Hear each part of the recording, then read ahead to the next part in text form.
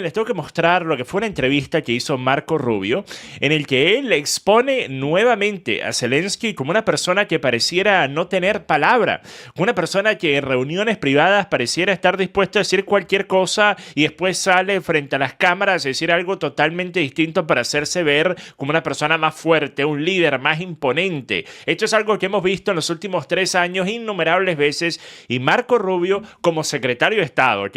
Siempre tengo que hacer esa aclaratoria. Ustedes saben lo que yo pensaba de Marco Rubio antes de ser secretario de Estado, pero ahora que Marco Rubio es simplemente un portavoz de la agenda de Donald Trump, pues resulta que ahora está diciendo cosas coherentes y objetivas, ¿verdad? Pero ese Marco Rubio dio una entrevista en el que habló sobre el intento de llegar a un acuerdo con Zelensky, con la administración de Donald Trump, en el que Ucrania fuese a ofrecer respaldos económicos por medio de sus recursos minerales a Estados Unidos, para que de esa forma Estados Unidos pudiese justificar el continuo expendio de recursos, de dinero, de armamento a Ucrania, ¿ok? Esto es algo que Zelensky había salido a los medios de comunicación a decir que él había rechazado de forma categórica y básicamente hacer parecer que él le dijo al equipo de Donald Trump: ni siquiera se molesten en hablarme de un acuerdo como ese, ¿ok? Pero esto, lo que dice Marco Rubio, pasó en realidad. When President Trump posts that President Zelensky is a dictator without elections, what are you thinking? I think President Trump is very upset at President Zelensky, and in some cases, and rightfully so. Look, number one, Joe Biden had frustrations with Zelensky. People shouldn't forget it. There are newspaper articles out there about how he cursed at him in a phone call because Zelensky, instead of saying thank you for all your help, is immediately out there messaging what we're not doing or what he's not getting. I think the second thing is, frankly, I was personally very upset because we had a conversation with President Zelensky, the vice president and I, the three of us.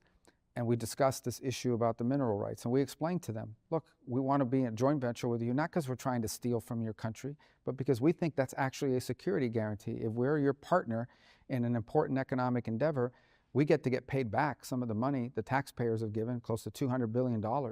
And it also, now we have a vested interest in the security of Ukraine. And he said, sure, we want to do this deal. It makes all the sense in the world. The only thing is I need to run it through my legislative process. They have to approve it. I read 2 days later that Zelensky's out there saying, I rejected the deal. I told him, no way, that we're not doing that. Well, that's not what happened in that meeting. So you start to get upset by somebody. We're trying to help these guys. One of the points that the president made in his messaging is not that we don't care about Ukraine, but Ukraine is on another continent. You know, it doesn't directly impact the daily lives of Americans. We care about it because it has implications for our allies and ultimately for the world. There should be some level of gratitude here about this. And when you don't see it and you see him out there accusing the president of living in a world of disinformation, that's very counterproductive. And I don't need to explain to you or anybody else, President Trump's not the kind of person that's going to sit there and take that. He's very transparent. He's going to tell you exactly how he feels. Entonces, una vez más, miren, las personas que, como vengo haciendo yo desde el primer día de esta invasión, tratamos de hacer un análisis objetivo, tratamos de decir las cosas con respecto a ambas partes sin adoptar una postura fanática hacia ningún lado, pues típicamente se nos acusa de ser agentes del Kremlin, califados de Putin, o personas que están justificando la invasión. Lo que estamos tratando de hacer, por lo menos en el caso mío, es evitar que una guerra absolutamente innecesaria y que una guerra que Ucrania no puede ganar continúe aún más tiempo, porque cada día que pasa hay más víctimas inocentes ucranianas, hay más destrucción del aparato infraestructural de Ucrania, hay más destrucción y más posibilidad de que Rusia invada más territorio en Ucrania. Eso es lo que ocurre con el pasar de cada día. Por mucho de personas como los neoconservadores en Estados Unidos y en Europa quieran hacerles creer lo contrario. Bastante curioso que al mismo tiempo en el que vuelva a ocurrir un aparente giro 180 de lo que dijo Zelensky en privado y lo que dijo Zelensky frente a las cámaras, resulta que el absoluto impresentable de Boris Johnson está nuevamente en Kiev. Muy interesante, ¿verdad? Porque esto es básicamente lo mismo que pasó en la primera semana de la invasión, en la cual primero Zelensky decía que estaba dispuesto a negociar cuanto antes y después Boris Johnson va corriendo y dice Zelensky unos días después que de ninguna forma él jamás negociaría con Rusia y que esto era hasta el final, ¿ok? Pero entonces Boris Johnson en Kiev dice lo siguiente. First of all, I think that on what you're hearing from the White House and a lot of people in America about the responsibility for the war and blaming Ukraine, saying Ukraine started it, this is Orwellian, right?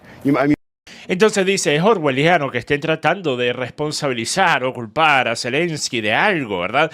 Boris, lo orwelliano es lo que está pasando en el país al que tú supuestamente deberías estarle rindiendo culto y homenaje, que es el país tuyo, que es Reino Unido. Orwelliano lo que pasó unos días atrás cuando Apple tuvo que retirar las medidas de seguridad máximas que tienen en una acción sin precedentes debido a la presión del gobierno británico en el que se le exigió que pudiese tener acceso al gobierno a los datos de los usuarios. Eso es orwelliano. Orwelliano, Boris, es que esté la clase política europea, no solo el Reino Unido, pero europea, haciendo más hincapié en lo que está pasando en Ucrania que en lo que está pasando en sus propios países. Orwelliano es, por ejemplo, el hecho de que ahorita en abril vamos a tener un aumento en los costos de la energía de 6.4%, llevando esto a más del 75% en los últimos 4 años de aumento en los costos de la energía, de lo que de por sí era una de las energías más costosas de cualquier país del mundo entero.